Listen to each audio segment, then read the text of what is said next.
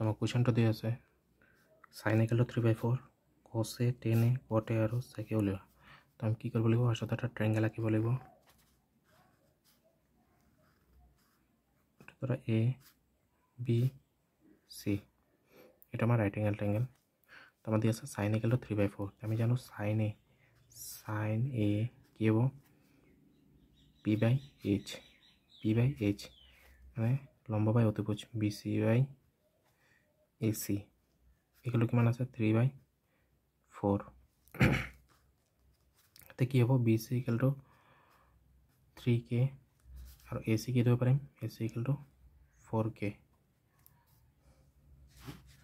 তো এতিয়া আমি পাইথাগোৰাছৰ সূত্ৰ ব্যৱহাৰ কৰিম। এটাকে AC স্কয়াৰ equal to কি হ'ব BC square plus AB square.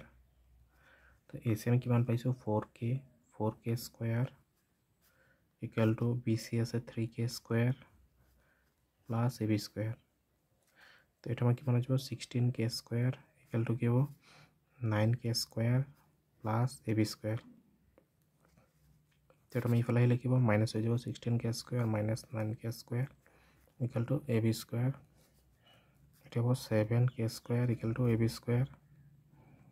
আমি কি লিখিব পাৰিম AB স্কয়াৰ equal to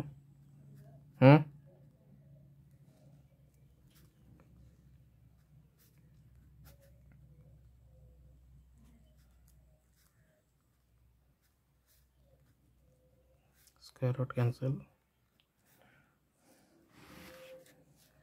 এটাকে আমি কি লাগে cos a মানে কি হয় b/h ভূমি বাই অতিভুজ AB/AC তো কিমান হ'ব AB আছে √7k AC আছে 4k k ক্যান্সেল √7/4। তাৰপিছত আকৌ কি লাগে আমাৰ tan a কি হ'ব p/b BC/AB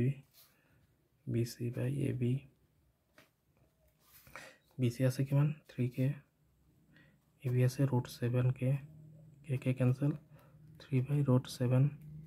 আৰু আমাৰ কি লাগে cot a আমি জানো 1/tan a তো কি হ'ব 1/3/√7 তো কি হ'ব √7/3। আৰু আমাৰ কি লাগে sec a তো আমি sec a কি হ'ব sec a p/h cos or उल्टा 1/cos a কি হ'ব 1/√7/4 equal to 4/√7। তো আমি ফার্স্ট পৰা চাও sin equal to 3/4 sin a 3/4 BC/3/k BC equal to 3k AC equal to 4k। ইয়াৰ পৰা তুমি AB ওলাই যাব, তাৰপিছত cos a ওলাব লাগিব, তাৰপিছত sec a tan a cot a। ধন্যবাদ।